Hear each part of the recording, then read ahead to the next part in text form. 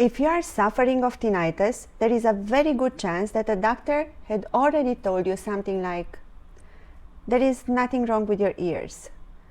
There is nothing we can do. You just have to live with it.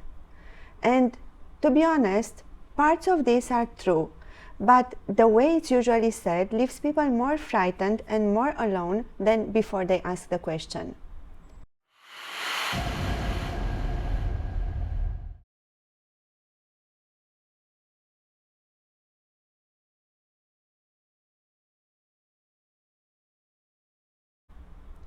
I'm Dr. Carmen. I've been an ENT specialist for more than 20 years.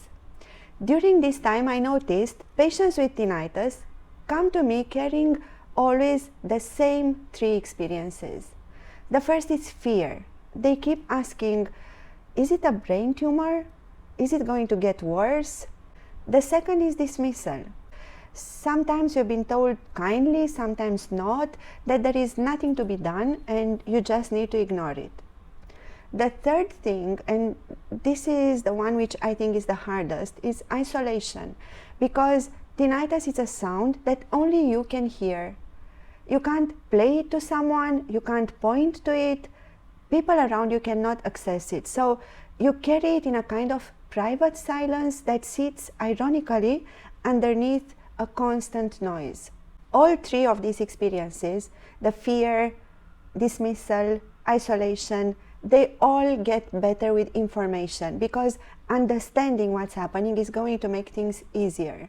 And this is what this video is for. Let's start with what actually tinnitus is. It's the perception of a sound that isn't coming from outside you. The sound is real. I want to be very clear about this. It's genuinely being generated, but the source is inside the auditory system, not external. Also, it's very important to mention that tinnitus, it's a symptom. It's not a condition, a disease. Now, why does damage to the ear produces a sound? The best comparison I know is a phantom limb. When someone loses an arm, the brain, which has spent years receiving signals from that arm, doesn't simply go quiet. It keeps generating activity in the pathways that used to carry those signals. The result is a sensation in a limb that is no longer there. Tinnitus works on a similar principle. When the inner ear is damaged by noise, age, any other causes, it sends fewer signals up to the auditory pathway. By consequence, the brain, deprived of its normal input, turns up its own sensitivity. It's generating its own activity. And that activity, the brain is interpreting as a sound. The sound is not imagined and is not physiological in origin. It's neurologically generated. And it explains something that confuses a lot of people. Why does tinnitus get more distressing over time, even if the quality of the sound itself doesn't change? It's because the brain doesn't process tinnitus in the auditory system alone. The limbic system, the part of the brain that handles emotion, threat detection, and memory, gets also involved. It tags the tinnitus signal as threatening, and once it does that, the signal gets amplified, it gets prioritized. Research published in the Journal of Neuroscience demonstrated that this increase in central gain, the brain's attempt to compensate for reduced input from the cochlea, is measurable. It's not a theory only. It's a documented neurological response. And that activity is interpreted by the brain as a sound. Let's investigate now how tinnitus is perceived.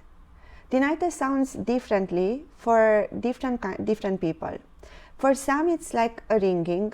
It can be hissing, buzzing, roaring, a pure high-pitched tone, a whooshing with a pulse. Sometimes in one, we call it unilateral, sometimes in both ears, bilateral, sometimes it's constant, sometimes it's intermittent. All of that is tinnitus. The variation is absolutely normal.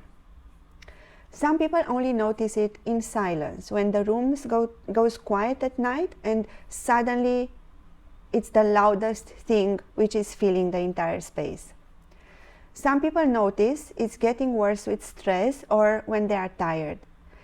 And this is important because stress does interact with tinnitus in the sense that it can make it worse, but there is no evidence that stress is actually causing it.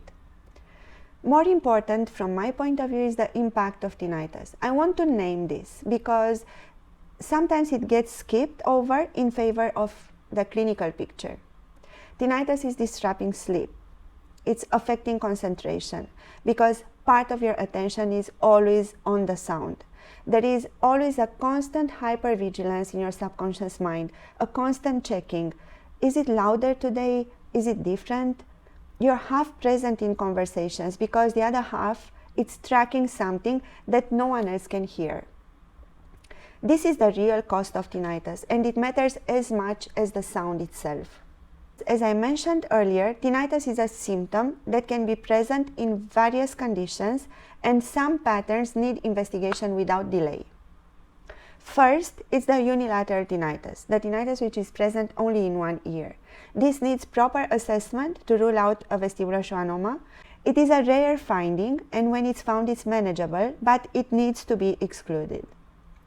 Second is the persistent tinnitus which is pulsating, the rhythmic beat in sync with your heartbeat. This may have a vascular cause and it needs imaging as well. Next is the tinnitus with sudden hearing loss. This is considered to be an ENT emergency, which has a treatment window of 72 hours. So if you are facing this situation, please do not wait. Or another circumstance is the hearing loss is worsening in a very short period of time. Next is tinnitus with neurological symptoms, facial weakness, headache, which needs a proper neurological assessment. Tinnitus with ear pain, ear discharge, which is caused by middle ear pathology. It needs ENT examination. But if tinnitus is present in both ears, if it came on gradually and it has been present for a long time, months of years, probably it's nothing serious. But you still need and deserve a proper assessment. So what can cause tinnitus? The most common cause by significant margin is the noise-induced hearing loss. Usually it's cumulative. Second is the age-related hearing loss. We call it presbycusis. The next possible cause is the cerumen impaction, wax blocking the ear canal and changing the acoustic environment. This is one of the very few entirely reversible causes of tinnitus. Middle ear conditions, infections, eustachian tube dysfunction, otosclerosis. One of the causes which worth discussing is represented by the ototoxic medications like high doses aspirin, some type of anti-inflammatory, certain antibiotics, chemotherapy agents. If your tinnitus started shortly after your new medication, it's worth raising this concern with the doctor who prescribed it. I'll mention also Meniere's disease, where tinnitus arrives along with vertigo and fluctuating hearing loss. And as I mentioned earlier, one more note about vestibular schwannoma, because the word tumor leaves always an open conversation. So a vestibular schwannoma is a benign tumor, meaning it's not cancerous. It's growing slowly on the vestibular nerve, the nerve that connects the inner ear with the brain. It's growing so slow that it can take even decades until it starts giving symptoms. The most common presenting symptoms are unilateral hearing loss and tinnitus, sometimes dizziness as well. When it's diagnosed, and this is happening most of the time using the help of an MRI, there are real management options depending on the case, like radiosurgery, surgical removal in selected cases. However, unilateral hearing loss and tinnitus do not equate to a vestibular schwannoma. When an MRI scan is performed, a vestibular schwannoma is identified in less than 1% of the patients. But the point is that it needs investigation, and this is a standard of care. True investigation is how we find the things that are manageable while they are still manageable. Tinnitus confronts people with a particular kind of difficulty. It's not pain, it's not disability in conversation, it's just an uninvited presence, a sound that arrived without permission and it won't leave. And one of the hardest things about it, something that research confirms and patients tell me repeatedly, is that the more you resist it, the louder it gets. The attention, the bracing, it feeds the signal, which puts people in what feels like an impossible position. Fight it and it's worsening, accept it and you feel like it's a surrender. What evidence and what people who have found their way through this is showing us is that there is a third option: not fighting and not surrendering, but simply learning to live alongside tinnitus without letting it define you. This is what management actually means, and it's more available than most people are told. The goal of treatment is to achieve something we call habituation, a state where the tinnitus is present, it hasn't gone, but it's no longer distressing. Most people can reach this habituation with the right support at the right time. Most people get there. So this is the path we follow in our day-to-day practice. First, we try to identify and address any reversible cause. Is it wax? We remove it. Is it a middle ear infection? We treat it. A medication that might be contributing, we review it with a prescribing doctor. If there is hearing loss, which is positive in the vast majority of tinnitus cases, we consider hearing aids. I say this firmly, hearing aids are often the single most effective tinnitus intervention we have available, because they address the underlying cause of the central gain increase. They restore the input that the brain was missing. And when that input returns, the brain often turns the volume down. Next supportive measure is sound enrichment. And this is where I need to correct a misconception. The idea that silence is best, that you should rest your ears, give them a quiet environment, let them recover. Maybe this is something that most people feel right, because rest helps healing in almost every other context. It should help here, right? But in tinnitus, it does the opposite. Silence increases the brain sensitivity to the signal.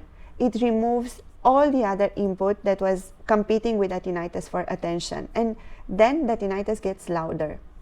What the evidence supports instead is a low-level background sound, like a fan, nature sounds, music at a low volume, not to mask the tinnitus, but to enrich the acoustic environment, so the brain's alarm response reduces. The tinnitus is still there, but is no longer the only thing which you can hear in a room. You may also come across something which is called tinnitus retraining therapy, which combines counseling with structured sound therapy, and many patients and clinicians also report benefit from it. It's widely used, actually. It's designed to help the brain reclassify the tinnitus signal from threatening to neutral, from something that the limbic system needs to track to something that it can safely ignore. CBT, cognitive behavioral therapy, is the tinnitus #1 intervention for treating the distress. CBT for tinnitus targets the limbic system, treating the actual mechanism of distress. It's a direct intervention on how the brain processes the signal, and it's recommended explicitly by NICE. To help you prepare before your next doctor's appointment, I suggest a few questions that are worth asking. Can I do a proper hearing test, an audiogram? Could any of my current medication be contributing to tinnitus? Is there a tinnitus specialist or audiologist in the area which focuses on tinnitus management? Would I be a candidate for hearing aids? Is there a CBT-based tinnitus program I can access? Next, let me tell you about two of my patients, both versions of what I see in my practice. The first is someone in his late 50s, complaining of tinnitus in both ears, ongoing for a couple of years, but getting harder to manage. We did an audiogram, and there was significant high-frequency hearing loss. This gentleman had no idea about it. The tinnitus was the first thing he noticed, but the hearing loss had been building quietly, gradually for years. He had hearing aids fitted, and within a few months, the tinnitus, which we hadn't directly treated at all, but it was significantly better because we addressed the cause which was underlying it. That's why I always say, Before anything else, check the hearing level. Second person came in with unilateral tinnitus, which was going on for a few months. We did an MRI, which revealed a small vestibular schwannoma. It was caught early, slow growing, and the person had real, meaningful treatment options because he came early. I can't tell you again how important this is. Tinnitus in one ear needs investigation, always. So let's conclude our video. We talked about the fact that tinnitus is real, it's neurologically generated, it's not imagined, it's not a symptom of anxiety.